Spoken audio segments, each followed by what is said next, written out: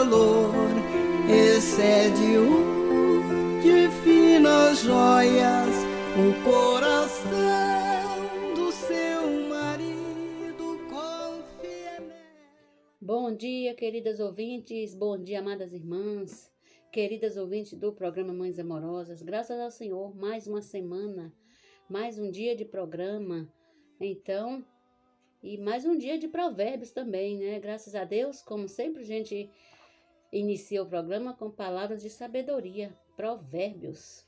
O provérbio de hoje diz assim: a vara e a disciplina dão sabedoria, mas a criança entregue a si mesma vem a envergonhar a sua mãe.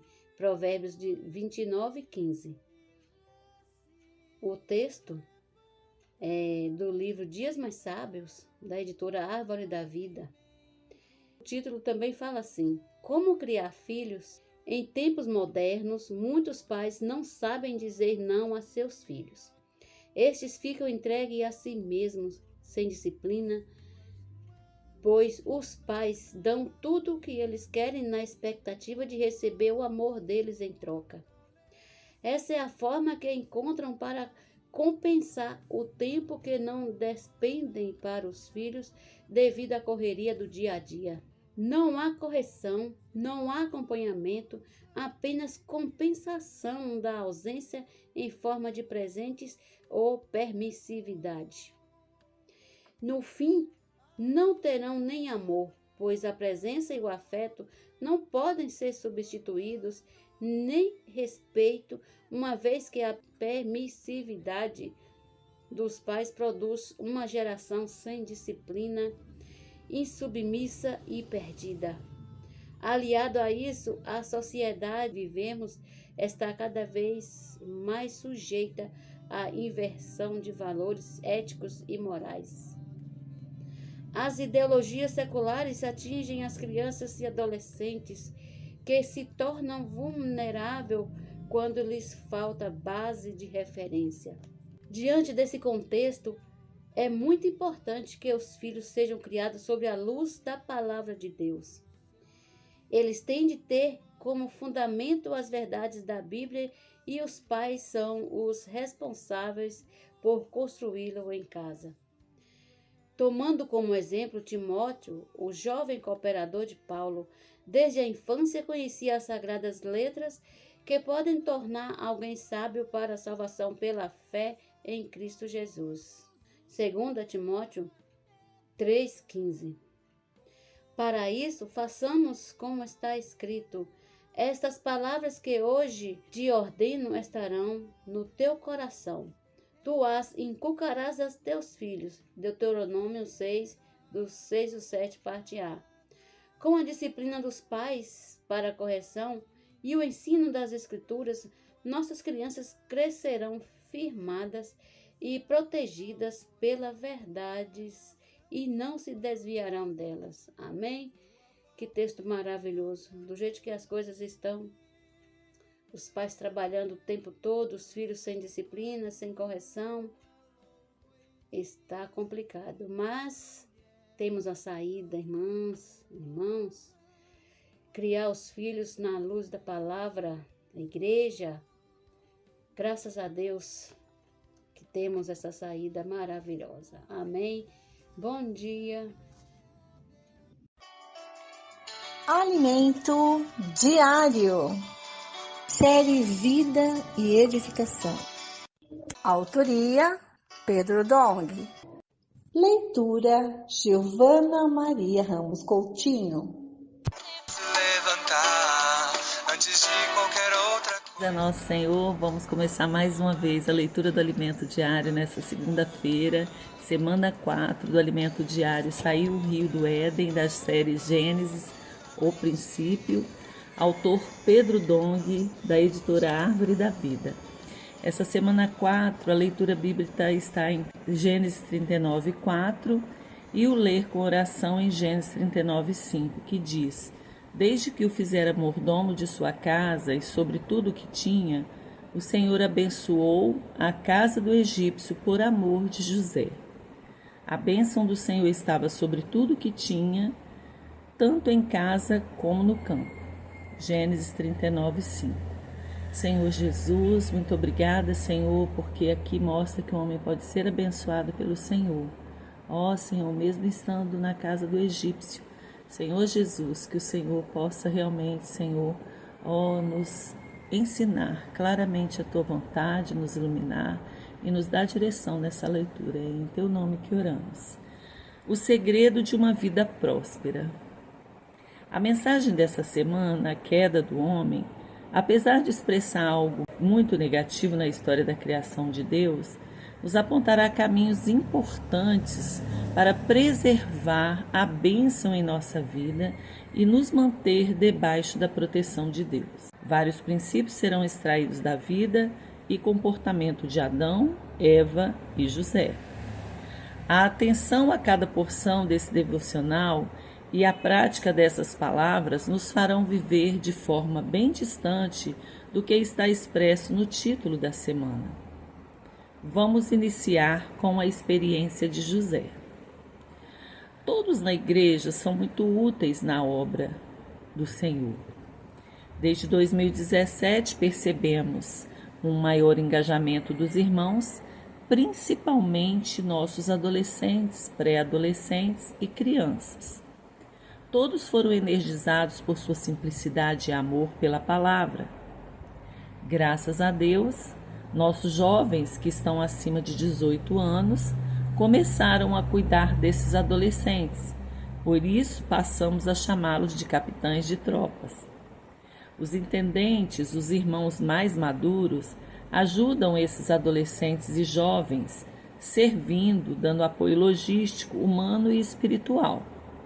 O engajamento de todas as faixas etárias na obra do Senhor fez surgir uma ferramenta maravilhosa que chamamos de TCI, Tropas, Capitães e Intendentes. Hoje, para emancipar as igrejas e fazer um trabalho de multiplicação e consolidação, contamos com o TCI engajado como ferramenta. Vamos levar o TCI para emancipar as igrejas menores, torná-las fortes e saudáveis e fazer uma virada nas igrejas de nossa região.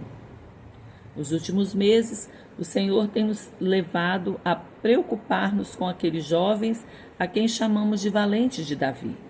São jovens mais maduros, que em geral constituíram família e estão estabelecidos no mercado de trabalho, com idade entre 30 e 49 anos.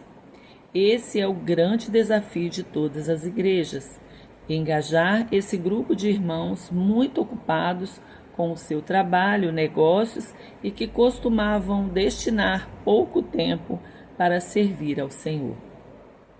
Mas o que temos visto acontecer nesses últimos dias é o cumprimento da vontade do Senhor na vida deles. Eles têm atendido ao chamado de Deus, têm se engajado nos serviços da igreja e operacionalizado a obra em suas regiões. O resultado pode ser visto, inclusive, em seu trabalho secular. Muitos têm recebido avaliação positiva e elogios pela boa produtividade. Quando o Senhor nos chama, Ele também nos concede os meios para que possamos ser bem-sucedidos em tudo aquilo que fizermos. A bênção é derramada sobre nós em todas as áreas de nosso viver. Aleluia! Os valentes de Davi, quando engajados, são pessoas proativas e, ao ouvir o suspiro de Deus, são rápidos em depender do Senhor para praticar seu comando. Por isso também denomino essa faixa etária de executivos da obra do Senhor. Se você se encontra nessa etapa da vida, quero dizer-lhe algo muito importante. Deus precisa muito de você. Precisa da experiência que você tem, da resiliência que já adquiriu ao viver debaixo de pressões, resolvendo problemas e não se justificando ou jogando a culpa em outras pessoas ou nas situações. O Senhor e as igrejas precisam de você. Os valentes de Davi, em primeiro lugar, precisam acompanhar bem de perto a palavra do Senhor, fazendo imersão ultra refinada. Encorajamos ainda os que puderem a separar um tempo para passar uns dias no CEAP, que é o Centro de Aperfeiçoamento para a Propagação do Evangelho, bem como no PAC, Posto Avançado de Comportagem. Ali aprenderão a viver debaixo de pressão para pregar o Evangelho na rua, atender à necessidade das pessoas e servir de canais que levam água viva a elas. José representa muito bem os irmãos dessa faixa etária. Ele foi preparado dos 17 até os 30 anos de idade por situações muito difíceis e de muita adversidade. Aos 17 anos foi vendido pelos irmãos os ismaelitas. José foi levado ao Egito e Potifar, oficial de Faraó, comandante da guarda egípcio, comprou-o dos ismaelitas que os tinham levado para lá. O Senhor era com José, que veio a ser homem próspero e estava na casa do seu senhor egípcio. Vendo Potifar que o Senhor era com ele e que tudo o que ele fazia, o Senhor prosperava em suas mãos, conforme Gênesis 39, de 1 a 3. Diante de tudo isso, o que chama a atenção é que o Senhor era com José. Isso é muito importante. Não é por sua capacidade natural. O Senhor tem de estar com você. Foi isso que fez José, nas adversidades, tornar-se um homem próspero. Potifar percebeu que o Senhor era com ele e que tudo aquilo que ele fazia prosperava em suas mãos. Prezado irmão, valente de Davi, não dependa de sua capacidade, mas dependa do poder que há na palavra. Esse é o segredo de o Senhor fazer prosperar toda a obra de suas mãos, que inclui sua família e seu trabalho secular, conforme Gênesis 39, 4. Imagine se José somente murmurasse naquelas adversidades, reclamando de fato de seus irmãos o terem vendido, de estar no Egito trabalhando como mordomo na casa daquele comandante. Não há bênção às pessoas que vivem dessa forma. Uma pessoa assim não tem futuro. Graças ao Senhor, José não olhou para a dificuldade, mas foi fiel. Infelizmente, por uma mentira da esposa de Potifar, ele foi preso. Quando caiu no cárcere, ele já tinha aproximadamente 26 anos de idade. Quando isso aconteceu, é necessário atentar para o comportamento de José e para o modo como Deus continuou a abençoá-lo. Isso está em Gênesis 39, 21, 22, que diz: O Senhor, porém, era com José, ele foi benigno e lhe deu mercê perante o carcereiro, o qual confiou às mãos de José todos os presos que estavam no cárcere, e ele fazia tudo quanto se devia fazer ali. José é um modelo para nós, e em especial um exemplo de como devem ser os valentes de Davi, dependentes do Senhor e de sua palavra, proativos, focados em operacionalizar a obra do Senhor, em encontrar solução para problemas em meio às adversidades. Jamais devemos murmurar ou ficar reclamando dos desafios que aparecem pelo caminho. Se mantivermos esses princípios em nosso viver na igreja, ó Senhor Jesus, tudo aquilo em que colocarmos nossas mãos terá a bênção do Senhor. Esse é o segredo de uma vida próspera. Aleluia! Louvado seja Deus. Então, que essa palavra possa entrar no seu coração, saber que mesmo em frente a adversidades, o Senhor está ali nos abençoando, nos guardando, nos purificando, nos santificando, diante da sua bênção e nos dando direção. Que todos nós possamos ouvir essa palavra e crer cada vez mais no nosso Senhor, que mesmo em diversas situações que nós vivemos, o Senhor está conosco. Amém? Jesus é o Senhor. Uma excelente semana. O Deus Todo-Poderoso é que faz todas as coisas. O Deus Todo-Poderoso é que faz todas as coisas. De novo. O Deus Todo-Poderoso é que faz todas as coisas. O Deus Todo-Poderoso é que faz todas as coisas. E quem faz todas essas coisas, o Deus Todo-Poderoso. E quem faz todas essas coisas, o Deus Todo-Poderoso. O Deus Todo-Poderoso é quem faz todas as coisas. O Deus Todo-Poderoso é que faz todas as coisas.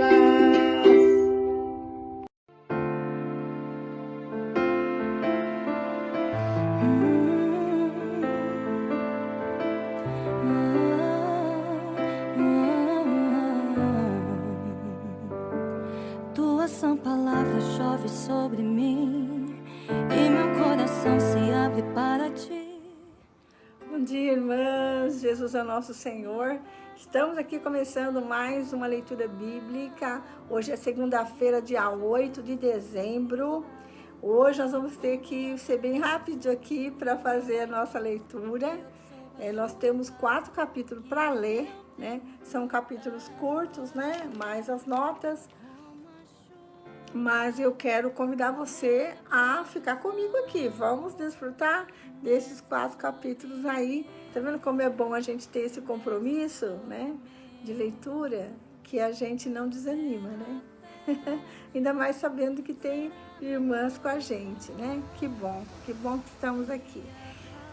Senhor, nós te agradecemos pela segunda-feira. Nós estamos começando essa semana, Senhor. Primeiro dia útil da semana, que o Senhor possa ser conosco. Muito obrigado pelo teu falar, Senhor, dando sabedoria, Senhor, falando através de provérbios, também do alimento diário. E agora vamos ler esse livro que tem sido novo para nós esse ano, o livro de Oséias. Que o Senhor seja conosco, dando para nós sabedoria, inteligência, que nós possamos entender, né? Dar-nos o entendimento que vem de Ti mesmo, para que possamos acolher esta palavra no nosso coração. Ó Senhor Jesus, abençoe todas as irmãs que estão conosco desde janeiro até aqui, nos ajudou o Senhor, né? Terminando já, quase terminando o nosso voto de leitura bíblica. Ou seja, com todas essas irmãs guerreiras que lutaram com a gente aí todos esses dias, neste ano. Amém? Graças a Deus, né? Estamos aqui vitoriosos. Então, eu quero pedir para você, amada irmã, abrir a sua Bíblia no capítulo 10 e vamos ler a partir do versículo 1. O título é: Israel semeou maldade e colherá destruição. Versículo 1. Israel era uma videira de ramagem viçosa que dava o seu fruto. Quanto mais abundantes os frutos, maior o número de altares. Quanto mais a terra produzia, tanto mais embelezavam as colunas sagradas. O coração deles está dividido e agora terão de pagar por isso. O Senhor quebrará os altares deles e destruirá as colunas sagradas. Para que a gente possa entender, algo aqui no comecinho, vamos ler as notas, né? 1 e 2, tá bom? Vamos lá. Nos versículos de 1 a 8, é Oséias quem está falando. Apesar de ter sido uma videira vazia, Israel só deu fruto para si mesmo, para o seu próprio benefício. Eles transformaram as bênçãos do Senhor em presentes para ídolos, em forma de bezerro, representando Baal. É mais comum a palavra traduzida como vazia significar devastação, que pode ter esse significado aqui. Em vez de produzir frutos para a colheita, o povo era dividido. Eles não reconheciam nenhuma autoridade externa, nenhum rei, mas fingiam adorar Yahvé, né, o Deus Todo-Poderoso. Mas não era o seu único Deus, então era uma adoração falsa. E porque o coração deles era dividido, parte de Deus, parte de Baal. Então, o Senhor vai quebrar os altares deles e destruir as colunas sagradas que eles fizeram. Versículo 3. Agora eles vão dizer: não temos rei, porque não tememos o Senhor. E o rei, que poderia fazer por nós? Falam palavras vãs, juram falsamente, fazem alianças. Por isso o juízo brota como erva venenosa nos sulcos dos campos. Os moradores de Samaria ficarão com medo por causa do bezerro de Bet-Aven. E o seu povo se lamentará por causa dele, e os sacerdotes idólatras tremerão por causa da sua glória, que já se foi. Também o bezerro será levado à Assíria como presente para o grande rei. Efraim se cobrirá de vexame e Israel ficará com vergonha do seu ídolo de madeira. Você percebeu aqui que eles estão temendo o ídolo? Eles estão temendo o ídolo, do que o ídolo possa fazer para eles, contra eles. Nota 5. Atemorizados indica que os moradores de Samaria temiam o ídolo em forma de bezerro, de Bet-Aven. Isto é, era um deus bezerro adorado em Betel. Provavelmente faziam parte da adoração da fertilidade. Apartou também significa levado para o exílio, e é explicado no versículo 6, né? Então, por isso que diz, também o bezerro será levado à Síria, né? Eles vão ser levados, o povo vai ser levado à Síria e o bezerro também, né? Porque o bezerro é de ouro, né? Então, eles vão levar esse bezerro como despojo, né? Versículo 7. O rei de Samaria será como lasca de madeira na superfície da água. Os lugares altos de Aven, que são o pecado de Israel, serão destruídos. Espinhos.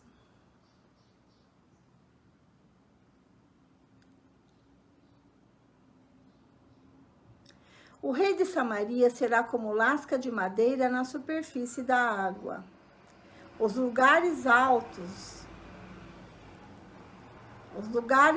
de Aven, que são o pecado de Israel, serão destruídos, espinhos e ervas daninhas crescerão sobre os seus altares, e o povo dirá aos montes, cubram-nos, e as colinas caiam em cima de nós. Deus dá a sentença contra Israel.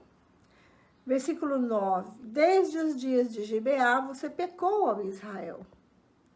E nesse pecado você permaneceu. Será que a batalha contra filhos da perversidade não há de alcançá-los em Gibeá? Eu os castigarei na medida do meu desejo. Os povos se ajuntarão contra eles quando eu os punir por causa de sua dupla transgressão. Porque Efraim era uma bezerra domada que gostava de pisar o trigo na eira. Coloquei o jugo sobre o seu belo pescoço, atrelei Efraim ao carro, Judá lavrará, Jacó lhe desfará os torrões. Então eu disse, semeiem a justiça e colham a misericórdia. Lavrem o campo não cultivado, porque é tempo de buscar o Senhor até que ele venha. E chova a justiça sobre vocês. E chova a justiça sobre vocês. Vocês lavraram para a maldade, colheram a injustiça e comeram os frutos da mentira. Vocês confiaram nos seus carros de guerra e na multidão dos seus valentes. Por isso, entre o seu povo se levantará o tumulto de guerra. Todas as suas fortalezas serão destruídas, como Salmã destruiu Bet-Arbel no dia da batalha. As mães foram despedaçadas com os seus filhos. Assim se fará com você, ó Betel, por causa da sua grande maldade. Ao amanhecer, o rei de Israel será totalmente destruído. Vamos para a nota 10:8.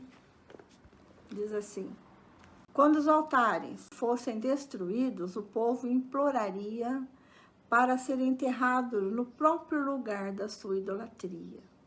Então, era eles amavam tanto aquele bezerro de ouro, que eles queriam ser enterrados ali. Até o versículo 8, quem está falando é Oséias, né? A partir do versículo 9 é Deus quem fala.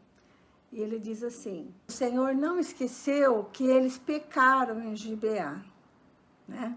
Então, Deus é quem fala. As alusões a Gibeá, nos versículos 9, 9 e 10, 9, e também no capítulo 5, versículo 8, relembram a guerra civil, ocasionada pelo estupro e assassinato da concubina de um levita. Lembra que levita assassinaram a concubina dele, né?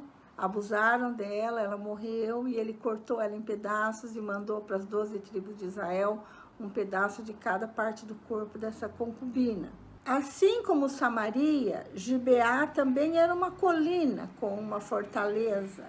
Ela foi a capital de Saul durante seu reinado, mas depois ela foi abandonada. Portanto, Gibeá representa depravação, militarismo e pode ter sido uma referência figurada a Samaria. Quando cada tribo recebeu uma parte do corpo dessa concubina, esse levita estava pedindo justiça para as tribos, né? E o Senhor compara o que ele vai fazer a essa justiça aqui. O Senhor vai fazer justiça, porque o povo pecou, né?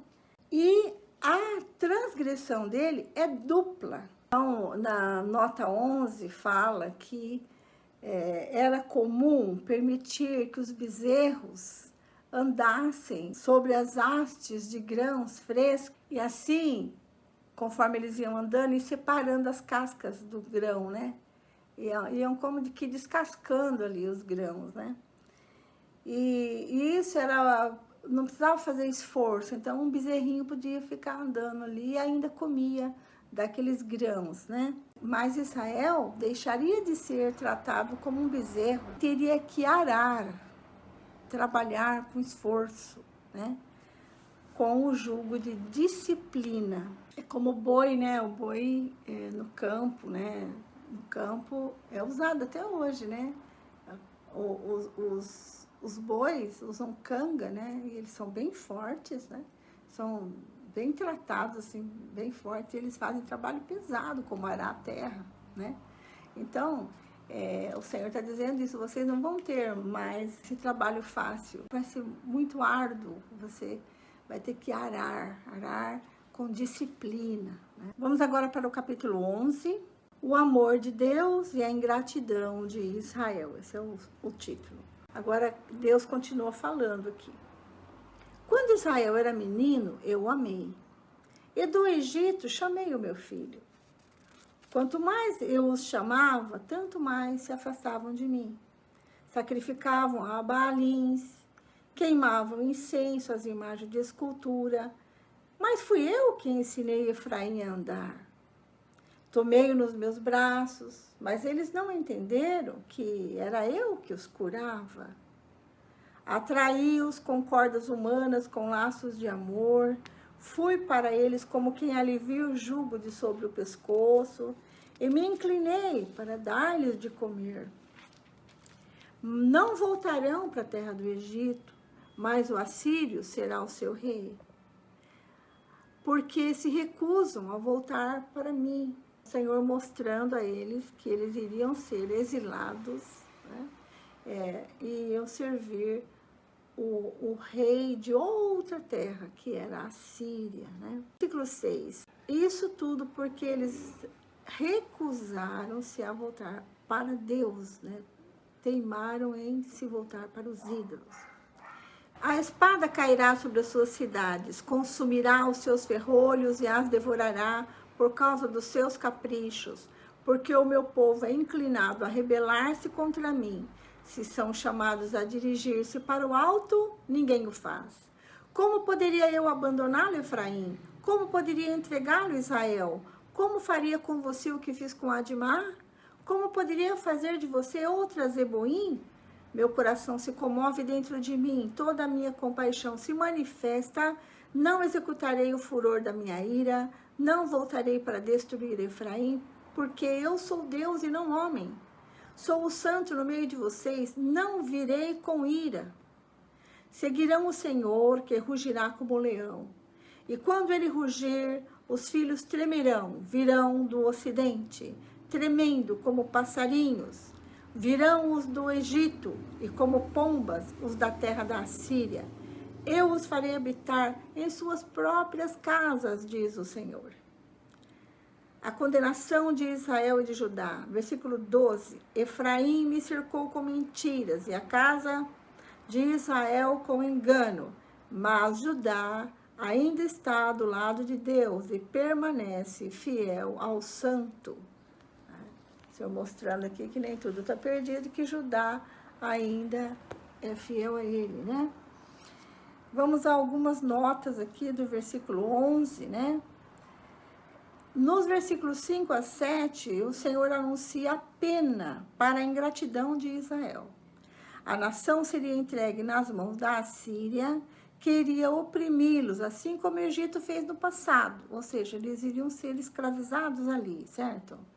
A volta ao Egito é mencionada no capítulo 8, 13 e no capítulo 9, versículos 3 e 6. Portanto, esta primeira linha provavelmente deve ser entendida como uma pergunta retórica.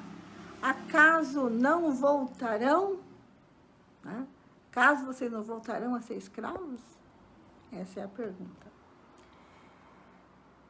Nota 8 a 11. Yahvé se recusou a aniquilar Israel. Ele prometeu um novo êxodo para o remanescente fiel. A drástica mudança de estado emocional entre os versículos 5 e 7 e 8 a 11 é um dos aspectos mais significativos da mensagem profética de Oséias. Nesta passagem, vemos a graça de Deus como em nenhum outro lugar da profecia até então. Senhor,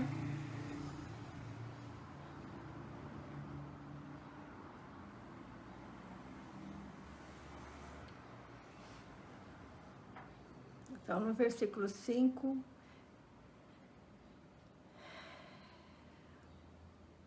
o Senhor diz que eles não voltariam para a terra do Egito, mas para a Assíria. Eles iriam ser governados pelo rei Nabucodonosor.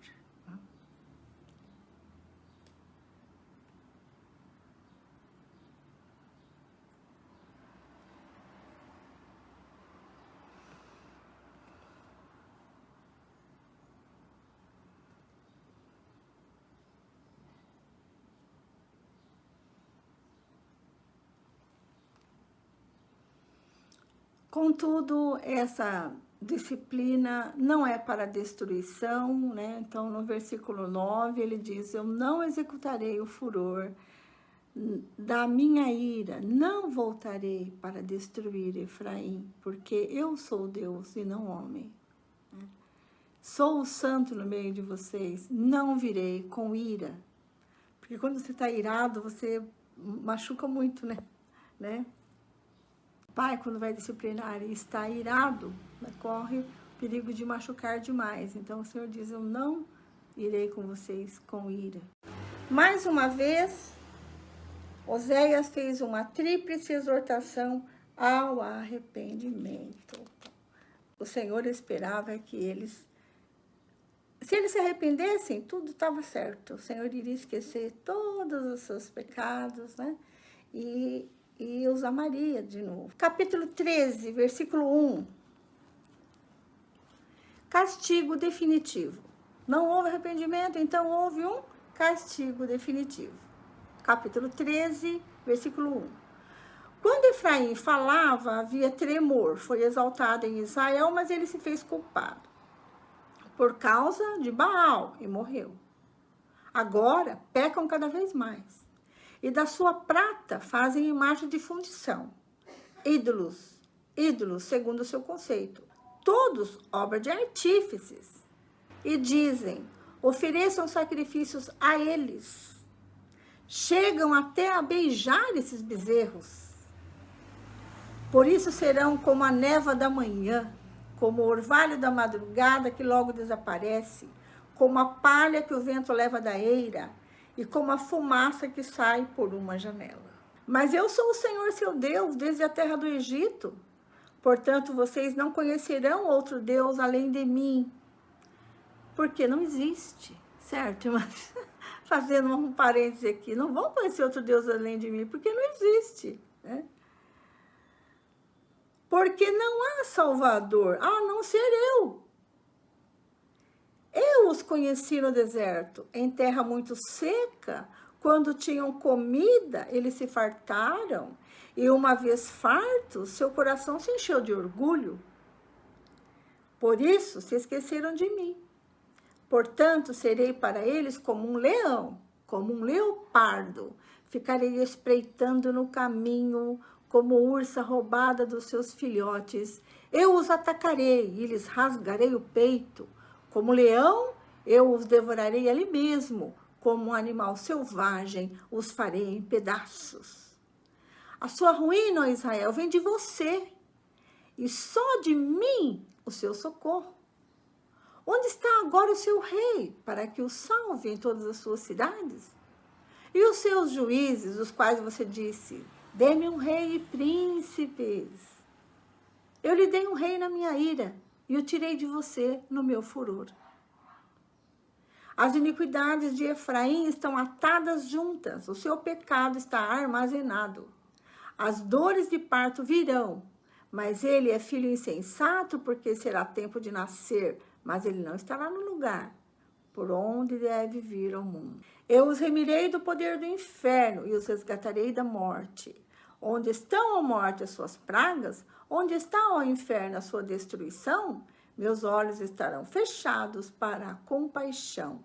Ainda que Efraim dê frutos entre os irmãos, virá o vento leste, vento do Senhor, subindo do deserto. Ele secará a sua nascente e estancará a sua fonte. Ele saqueará o tesouro de todas as coisas preciosas. Samaria levará sobre si a sua culpa, porque se rebelou contra o seu Deus. Cairá a espada, seus filhos serão despedaçados e as suas mulheres grávidas serão abertas pelo meio. Então, eu quero dizer para você, quero falar a nota 13 para você, 13:9, com muito temor, né? Porque ela diz assim: pessoas que são tranquilizadas a acreditar que Deus tolera nossos pecados, ficam chocadas ao ver a realidade nessa figura de Deus como leão, leopardo e ursa, rasgando, despedaçando e devorando. Deus era o único ajudador de Israel. E ele mesmo veio para destruí-los. Como pode? Esse é o destino de quem continuamente dá as costas a Deus. Então, com temor, né? Guardar isso no coração, né? Deus é justo, então cuidado, né? Muitas pessoas acham que Deus é bom, Deus perdoa, né? E esquece. Então, eu vou viver minha vida e depois Deus me salvará. Não é bem assim, não, né? O Senhor vem julgar também, né? Agora, com o capítulo 14, nós vamos encerrar o livro de Oséias. Chamados para voltar ao Senhor, versículo 1. Israel, volte para o Senhor seu Deus, porque você caiu por causa dos seus pecados. Tragam palavras de arrependimento e convertam-se ao Senhor, dizendo: perdoa toda a nossa iniquidade. Aceita o que é bom e, em vez de novilhos, os sacrifícios dos nossos lábios. A Assíria não nos salvará. Não iremos montados em cavalos. E não mais diremos as obras das nossas mãos, que elas são o nosso Deus. Porque só em ti o órfão encontra misericórdia. Vou curar a rebeldia deles. Vou amá-los de boa vontade, porque a minha ira se afastou deles. Serei para Israel como orvalho, e ele florescerá como lírio. E lançará as suas raízes como o cedro do Líbano. Os seus ramos se estenderão, o seu esplendor será como o da oliveira, a sua fragrância como a do cedro do Líbano. Os que se assentavam à sua sombra voltarão. Serão vivificados como o trigo e florescerão como a videira. A sua fama será como a do vinho do Líbano. Ó Efraim, que tenho eu a ver com os ídolos? Sou eu que faço as suas orações e cuido de você? Eu sou como cipreste verde, de mim procede o seu fruto. Quem é sábio que entenda essas coisas? Quem é inteligente que as compreenda? Porque os caminhos do Senhor são retos, e os justos andarão neles, mas os transgressores neles cairão. Esse é o apelo final do Senhor, e termina aqui o capítulo 14, e a nossa leitura de hoje, né? Então, este é o convite final para o arrependimento. E no nota 4, um remanescente fiel seria restaurado e abençoado. A promessa de Deus sararia a sua infidelidade. Isso significa que a apostasia é mais do que um ato de vontade, né?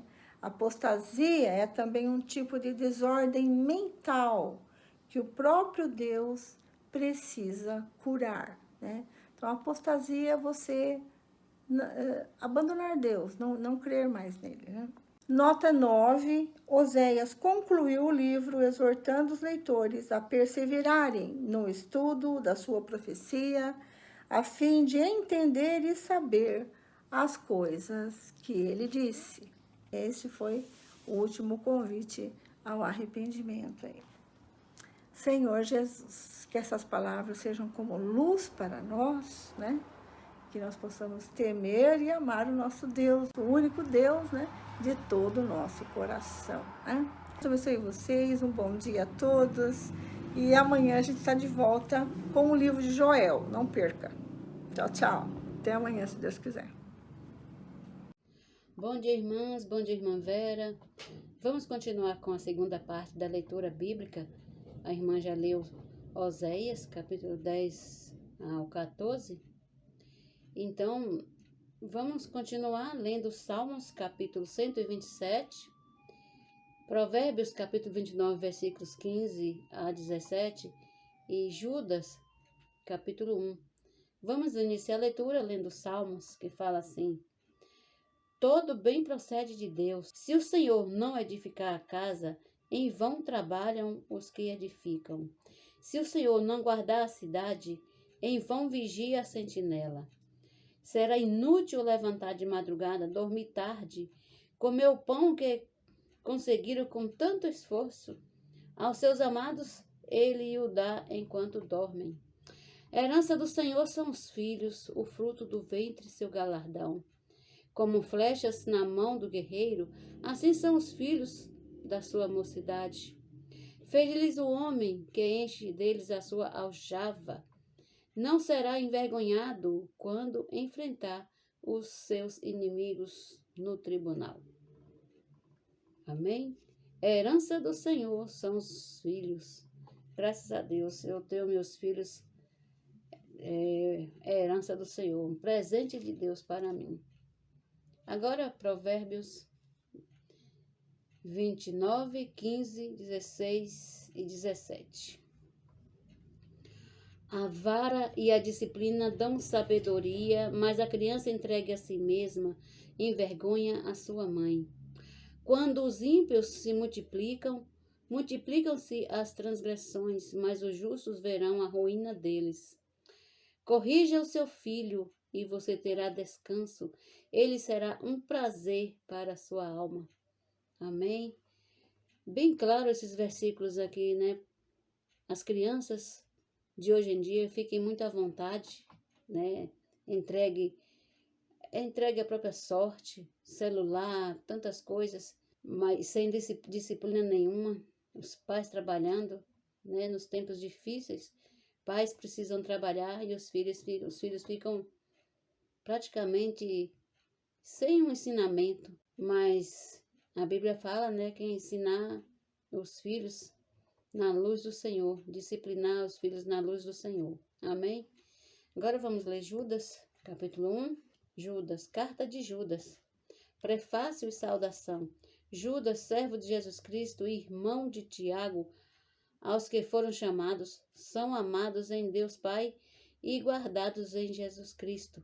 Que a misericórdia, a paz e o amor lhes sejam multiplicados.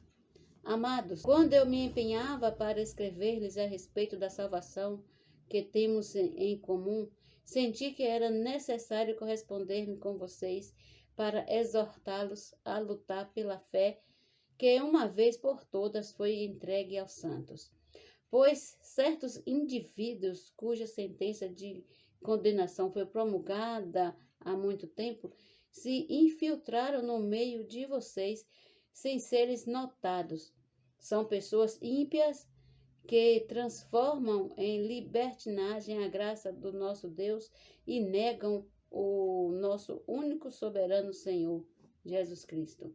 Embora vocês já estejam cientes de tudo de uma vez por todas, quero lembrar-lhes que Jesus, tendo libertado um povo, tirando-o da terra do Egito, destruiu depois os que não creram, e a anjos os que não guardaram o seu estado original, mas abandonaram o seu próprio lugar. Ele tem guardado sob trevas em algemas eternas para o juízo do grande dia. Igualmente, Sodoma, Gomorra e as cidades vizinhas, que também se entregaram à imoralidade e adotaram práticas contrárias à natureza, foram postas como um exemplo do castigo de um fogo eterno. Do mesmo modo, também esses, quais sonhadores, contaminam a carne, rejeitam a autoridade e insultam os gloriosos seres celestiais. Contudo, nem mesmo o arcanjo Miguel, quando entrou em conflito com o diabo e discutia a respeito do corpo de Moisés, ousou pronunciar sentença difamatória contra ele. Pelo contrário, disse: o Senhor repreenda você. Esse, porém, quanto a tudo o que não entendem, difamam, e quanto a tudo o que compreendem por instinto natural, como animais irracionais, até nessas coisas se corrompem. Ai deles, porque seguiram o mesmo caminho de Caim, e, movidos por ganância, caíram no erro de Balaão e foram destruídos na revolta de Corá. Esses são como rochas submersas, festas de fraternidade que vocês fazem, banqueteando-se com vocês sem qualquer receio. São pastores que apacentam a si mesmos, são nuvens sem água impelidas pelos ventos, são árvores que, em plena estação dos frutos, continuam sem frutos, duplamente mortas e arrancadas pela raiz. São ondas bravias do mar que as espuma nas suas próprias sujeiras. São estrelas sem rumo, para as quais está revelada a mais profunda escuridão para sempre. Foi a respeito deles que também profetizou Enoque, o sétimo depois de Adão, dizendo: eis que o Senhor vem com milhares de seus santos, para exercer juízo contra todos e para convencer todos os ímpios a respeito de todas as obras ímpias que praticaram e a respeito de todas as palavras insolentes que ímpios pecadores proferiram contra ele. Esses tais são murmuradores, pessoas descontentes que andam segundo as suas paixões. A sua boca vive falando grandes arrogâncias. Adulam os outros por motivos interesseiros. Mas vocês, meus amados, lembrem-se das palavras anteriormente proferidas pelos profetas de nosso Senhor Jesus Cristo. Eles diziam a vocês: nos últimos tempos haverá zombadores, andando segundo suas ímpias paixões. São estes os que promovem divisões, seguem os seus próprios instintos e não têm o Espírito. Mas vocês, meus amados, edificando-se na fé, na fé santíssima que vocês têm, orando no Espírito Santo, mantenham-se no amor de Deus, esperando a misericórdia do nosso Senhor Jesus Cristo, que conduz para a vida eterna. E tenham compaixão de alguns que estão em dúvida. Salvem outros, arrebatando-os do fogo, quando outros sejam também compassivos, mas com temor, detestando até a roupa contaminada pela carne. E ao Deus que é poderoso para evitar que vocês tropecem e que pode apresentá-los irrepreensíveis diante da sua glória com grande alegria, a este que é o único Deus, nosso Salvador, mediante Jesus Cristo, Senhor nosso, sejam a glória, a majestade, o poder e a autoridade antes de todas as eras, agora e por toda a eternidade. Amém. Amém. Fim da leitura bíblica de hoje. Só tem um capítulo, né? Então, amanhã iniciaremos Apocalipse. Apocalipse, quem escreveu foi João. Amém. Até amanhã, se Deus quiser, com mais a leitura bíblica.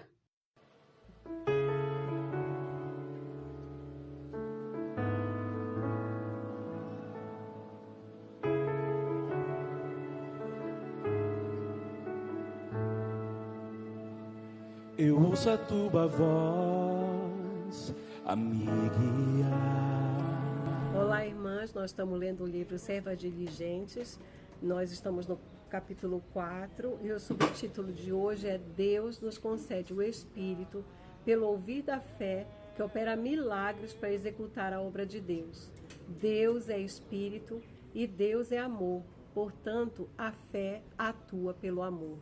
Então vamos ler também Apocalipse 19.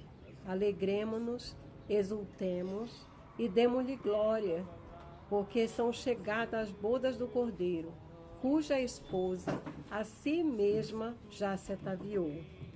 Por que já se ataviou?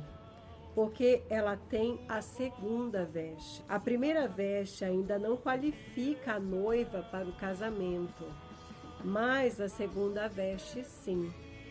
Pois lhe foi dado vestir-se de linho finíssimo, resplandecente e puro, porque o linho finíssimo são os atos de justiça dos santos. O linho finíssimo são os atos de justiça dos santos e santas, gerados pela justiça subjetiva, nossas ações, nosso pensar, nosso agir, nosso falar. A glória de todos os filhos e filhas de Deus está revelada quando a segunda veste estiver pronta e totalmente bordada.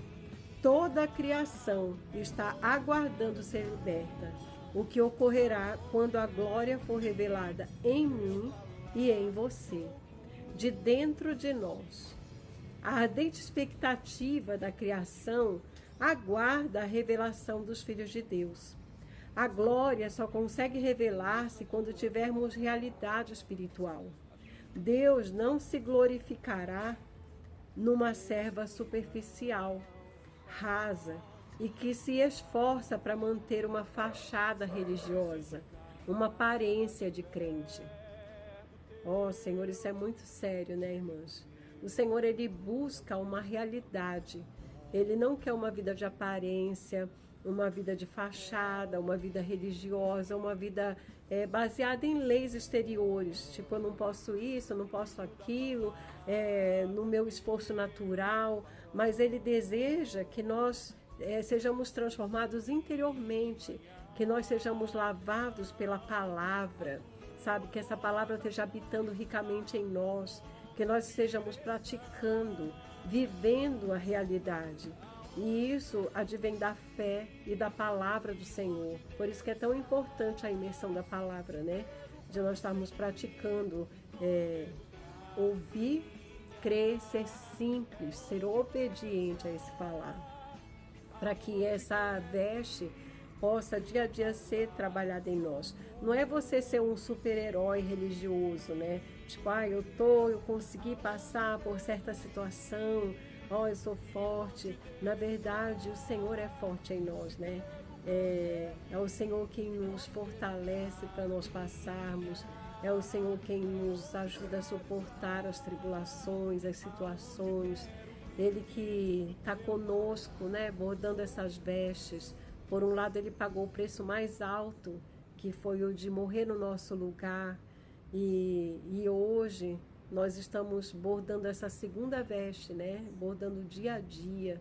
Ela está sendo trabalhada no nosso interior através dos atos de justiça dos santos, que somos nós, né? Gálatas 2:6 nos diz que Deus não aceita a aparência do homem. Deus não aceita a aparência da mulher. Eu lembrei até da história de Davi, né? Que quando Samuel foi lá ungir o rei para Israel, ele ia escolher um dos filhos de Davi. O pai de Davi, ele preparou um banquete ali e chamou todos os filhos e foi passando um a um, e com uma aparência muito boa, né? Mas quando Samuel olhava, o Senhor falava, oh, não é esse, não é esse. Passava outro, não é esse. E todos tinham uma aparência muito boa exteriormente, né? E até que Samuel, ele perguntou, não tem mais ninguém? Ele falou, tem aquele meu filho que está lá cuidando das ovelhas lá no campo, que talvez não tivesse a aparência exterior como dos seus irmãos, né? Mas quando Samuel viu a Davi, o Senhor falou, é esse aí. Então, o Senhor, ele está vendo o nosso interior, ele não está vendo uma aparência. Os homens, sim, os homens estão preocupados com a aparência exterior, sabe? Mas que essa não seja a nossa preocupação, porque às vezes até a gente é tomado por isso, né? Não em relação a outras pessoas, mas em relação a nós mesmos, da gente querer manter uma aparência, de fazer tudo certinho e tal, mas o que nós devemos nos esforçar é de permanecer no Senhor, permanecer na presença do Senhor, que isso é que vai mudar o nosso interior, vai nos fazer pessoas verdadeiras, né? E a palavra vai nos tornar verdadeiros diante do Senhor. A glória se revelará na mulher que busca a Deus genuinamente e com realidade da santidade, da justiça subjetiva nela. E então, quando o Senhor voltar, todo o nosso ser interior terá sido trabalhado por Ele na santificação e justificação. Todo o interior das que se renderam hoje ao Espírito será tomado pela glória de Deus. Então, nós precisamos nos render hoje. Quando nós nos rendemos hoje, então, no futuro, nós seremos tomados pela glória de Deus. Então, faltará apenas o Senhor tomar nosso corpo físico, o qual veio do pó da terra e não serve para ser levado para Deus. Por isso, o corpo corruptível precisará ser substituído por um corpo de glória, tornando-se assim um corpo glorificado. Já que nosso espírito e nossa alma foram tomados totalmente pela glória de Deus, Ele também vai glorificar, redimir e transfigurar o nosso corpo, revestindo-nos da incorruptibilidade. Aleluia! Que processo, amadas irmãs! Que privilégio termos hoje essa visão do plano de Deus para nós, sua igreja gloriosa. É muito amor de Deus. Mas Paulo pergunta aos Gálatas, vós correis bem. Quem vos impediu de continuar a obedecer à verdade? Essa persuasão não vem daquele que vos chama. Ó Senhor, que o Senhor nos guarde, né? De sermos persuadidas por tantas coisas, por tantas ciladas do inimigo, né? Tantas coisas que o inimigo coloca para nos distrair. Por isso, vamos orar, irmãs? Senhor, que o Senhor venha nos guardar realmente das ciladas do teu inimigo. Nos guardar também de buscarmos apenas uma aparência diante das pessoas, porque nós não podemos enganar o Senhor. Não queremos enganar a nós mesmos, achando que isso é suficiente, mas queremos ter uma vida verdadeira diante de Ti. Por isso nos consagramos ao Senhor. Ajuda-nos, Senhor, a sermos perseverantes nessa consagração, sermos perseverantes em estar na Tua presença, em irmos até a Tua palavra, em estarmos sendo lavados pelo Senhor, santificadas, Senhor. Ó Senhor Jesus, Senhor, realmente, o Senhor é a nossa esperança. Ó, colocamos em Ti a nossa confiança. Senhor Jesus. Amém, amém, amadas irmãs.